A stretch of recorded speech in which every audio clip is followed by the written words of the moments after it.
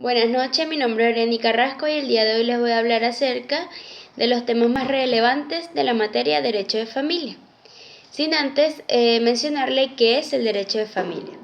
El derecho de familia es elemento natural y fundamental de la sociedad y tiene derecho a la protección y cuidado por parte de los estados y sus entes, por lo que se considera derecho de familia aquella protección que se le otorga al padre, a la madre y a los hijos, es decir, ascendientes y descendientes. La familia constituye un elemento fundamental de la persona, como tal, puesto que nos forma una identidad desde el seno de una familia. Desde pequeños nos podemos dar cuenta que los principales principios, valores, nuestra personalidad, entre otras puntos esenciales para nuestro desarrollo, se encuentra originado por la familia, por lo tanto la sociedad y en la ley, el Estado, lo reconoce como un derecho. Las historias. La constitución de la familia se remonta desde los primeros momentos de los hombres. Como bien sabemos, el hombre vivía en tribus y se consideraba que cada uno poseía una familia que debía proteger y se debía respetar en cuanto a su esposa. Durante la historia y debido a hechos marcados, la familia ha cambiado su estructura e incluso sus funciones. Anteriormente, el hombre era el único que tenía derecho al trabajo o tenía derecho al estudio, entre otras cosas que lo pudieran de alguna u otra forma desarrollar. En cambio, hoy día la mujer también tiene ese derecho puede mejorarse más que el hombre, sin que esto genere un caos entre igualdad o desigualdad. Asimismo, se considera como un punto muy importante en cuanto al desarrollo de la familia, las infidelidades, puesto que anteriormente el hombre era quien destruía, por así decirlo, a la familia. Hoy en día también la mujer es imputable en cuanto a la ley una vez que ésta ha cometido una infidelidad. Tipo de familia. Encontramos la familia nuclear, la cual está formada por el padre, la madre y los hijos, es decir, la clásica familia. La familia monoparental, que es aquella donde hay solo un padre o solo una madre y sus descendientes, que son sus hijos o hijas. La monoparental extendida, donde hay un progenitor, hijos, hijas y personas de la familia, que bien pueden ser los abuelos, los tíos, etc. La familia monoparental compleja, donde hay un progenitor y a su cargo hijas, hijos que comparten vida con personas ajenas a la familia, que no necesariamente puede ser el novio o el concubino del progenitor. La familia unipersonal, que es familia conformada por un componente, que es la persona que vive soltera. La familia compleja, la cual es en la casa viven familiares y no familiares, que bien pueden ser amigos o personas que se encuentran arrendadas en la habitación. La familia extendida, que es una familia que comparte hogar con personas familiares. La bisfamilia, que es la que se produce en la ruptura de la pareja y cada miembro de esta forma una familia nueva, que es lo que clásicamente vemos en los divorcios, cuando los ex cónyuges vuelven a contraer nupcias. Y la familia de hecho, que tiene como lugar cuando la pareja convive sin haber un enlace legal, como conocemos que es el concubinato. Y la familia aquella que actualmente se encuentra en discusión, no en Venezuela, pero sí en muchos países, como lo es la familia homosexual o de lesbiana. Asimismo, encontramos dentro de los temas del derecho lo que es la filiación. Es la que se da entre padres e hijos, es decir, entre generadores y generantes. Constituye un hecho natural, ya que tiene su base como un hecho fundamental, como es la procreación, y el hecho jurídico, que es las consecuencias jurídicas que tal procreación genera una vez que nace el niño o incluso una vez que ha sido concebido. Los tipos de filiación: encontramos la biológica y la jurídica. La biológica es el vínculo natural que existe entre generante y generado. Se da siempre en todas las personas, puesto que en un individuo es necesario que, una persona siempre va a nacer de una madre y su progenitor va a ser su padre, que es la persona que otorga biológicamente el esperma.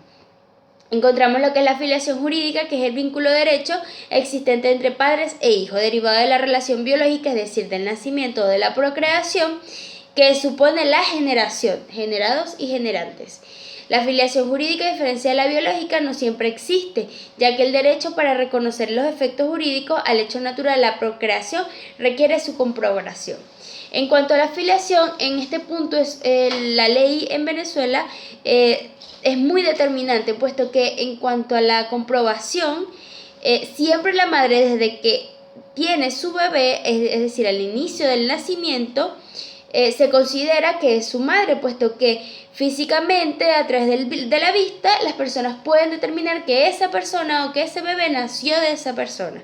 Sin embargo, en el caso del hombre, existen ciertos puntos importantes a señalar, como lo es: si el niño fue concebido en 150 días antes de la separación de las personas, sí es su hijo, puesto que en esos 155 días la madre pudo haber quedado embarazada a pesar de haber estado separado, puesto que aquí el derecho también toma en cuenta lo que es la palabra de la madre.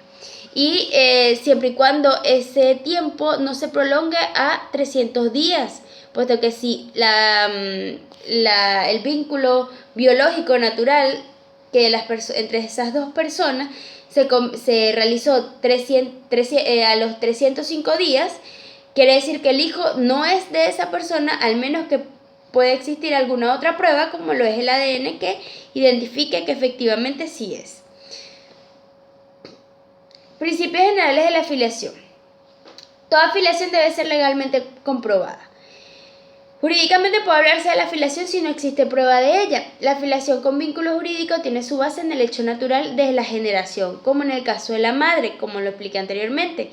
Toda persona desde el punto de vista natural o biológico tiene un padre y una madre, pero mientras el hecho natural no haya trascendido del campo jurídico y no se haya establecido legalmente, no existe vínculo de filiación, puesto que en muchas ocasiones las madres tienen sus bebés, pero al momento de registrar al niño, primero se registra en el registro civil para determinar si esta persona puede poseer, es decir, el bebé o la nueva persona que ha nacido, el apellido del supuesto padre o no, por lo que la ley establece ciertos días para que esa investigación se lleve a cabo, para que sea comprobada. Los efectos de la filiación son independientes del medio de prueba utilizado para comprobarla. Es decir, la ley no especifica cuál es la demostración necesaria para determinar si ese padre es o no es del niño. Puede ser bien una prueba de ADN, puede ser bien algún... Asimismo encontramos que los efectos de la filiación son independientemente del tiempo de su prueba. Toda filiación, como hemos visto, debe ser legalmente probada. Mientras no haya sido comprobada, no puede hablarse jurídicamente de lo que existe como filiación. Pero cuando la filiación resulte legalmente determinada, sus efectos se producen desde que el hijo existió y no a partir de la constatación de la filiación. Es decir, si la prueba de filiación se dio ya cuando el bebé tenía 3 meses, los derechos y los deberes del padre con el hijo debe darse desde el día 1 en que nació hasta esos 3 meses y hasta que cumpla los 18 años de edad. La maternidad es un punto súper importante en lo que es el derecho de familia, puesto que la madre en un principio es la persona a la cual se le inician los derechos y deberes de su hijo. Este vínculo es súper importante, puesto que une a la madre con el hijo y se deriva desde el primer momento, es decir, desde el parto. Y la paternidad es el vínculo jurídico que une al hijo con su padre. No es susceptible de una prueba directa, puesto que la madre pudo haber estado con 2 hombres, 3 hombres, etc., pues resulta de la concepción y es un hecho biológico envuelto siempre de un misterio, al menos que esto se haya generado dentro de lo que es el matrimonio o el padre esté 100% seguro que es el padre del niño. Asimismo, existen ciertas acciones dentro de lo que es la filiación, como la de la reclamación, la de la impugnación, entre otras. Los principales caracteres de la filiación, para terminar este punto muy importante, son la titularidad, el juez competente, la sanación de órdenes, la imprescriptibilidad, la intervención del Ministerio Público de Menores, puesto que aquí interviene lo que es la LOPNA y el Ministerio de Menores. En cuanto a la ley de tutela de menores, la publicidad previa, la publicidad posterior, la autoridad absoluta de la cosa juzgada en materia de acciones y la sentencia firme. Esto ocurre en el caso cuando el padre no reconoce a el hijo. Asimismo, encontramos que el Código Civil en el artículo 457 establece que los actos de estado civil registrados con las formalidades perceptuadas en ese título tendrán carácter de auténtico respecto de los hechos presenciados por la autoridad. Las declaraciones de los competentes son hechos relativos al acto, se tendrán como cierta hasta prueba contraria. Esto, una vez que legalmente se ha comprobado la filiación, el padre y la madre deben recurrir al registro y crear lo que es el alcance probatorio y por lo tanto el acta de nacimiento, que es la filiación materna, se aprueba con el acta de nacimiento inscrito en los libros de registro civil. Ahora bien, ¿qué es el matrimonio?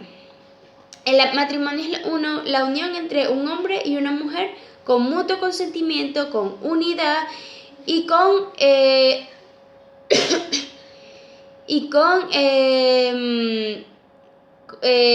unidad, consentimiento y con determinación propia.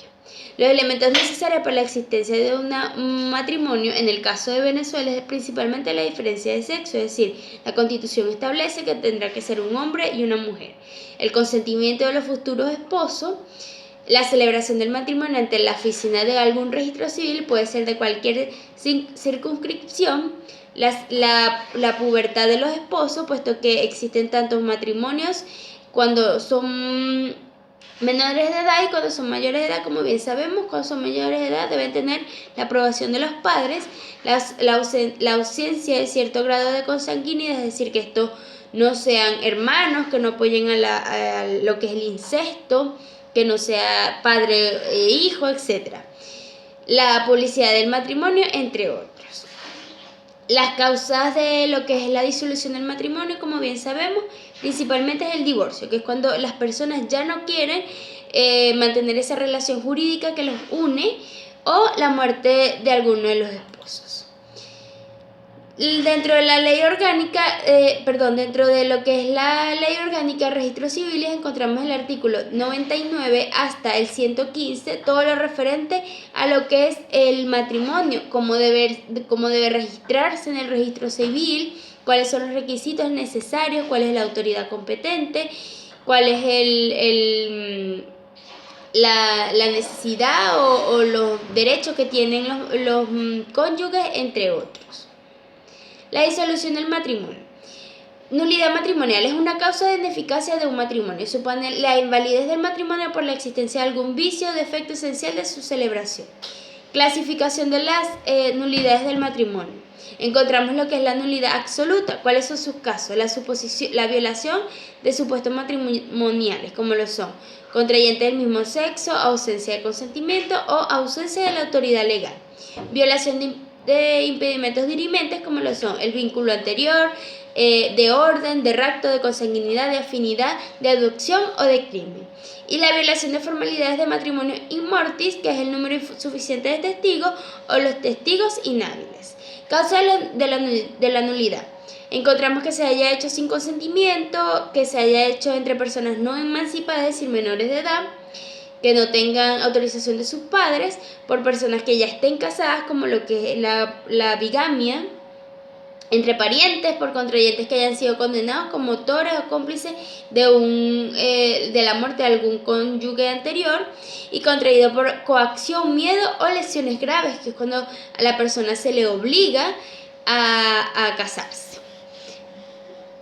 Finalmente les quiero hablar acerca de lo que es la unión estable de hechos.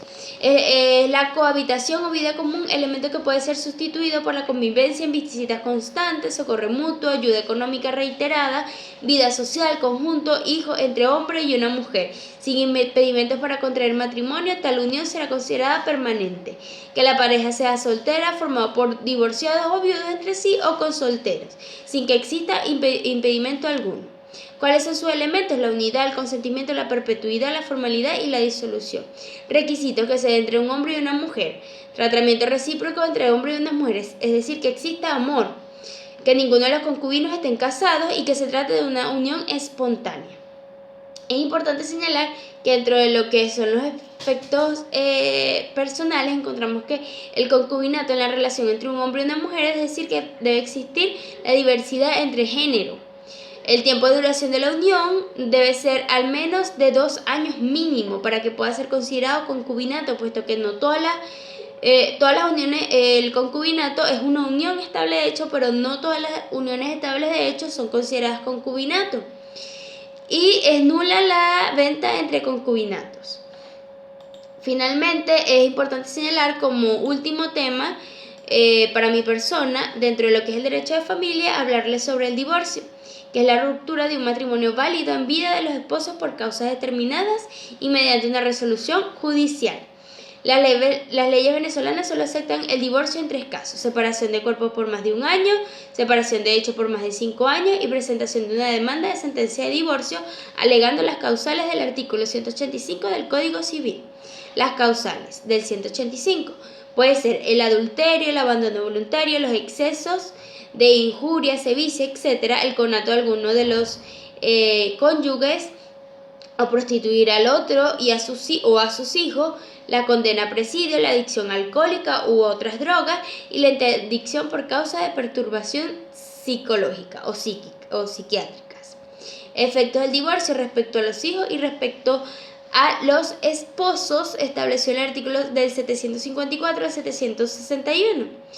Y finalmente es importante señalar que el divorcio siempre será llevado a cabo mediante una resolución que es determinada por el juez una vez que sea considerada que todas las partes están de acuerdo a que se lleve a cabo el divorcio y publicada en Gaceta. Eso fue todo, espero que les haya gustado, muchísimas gracias.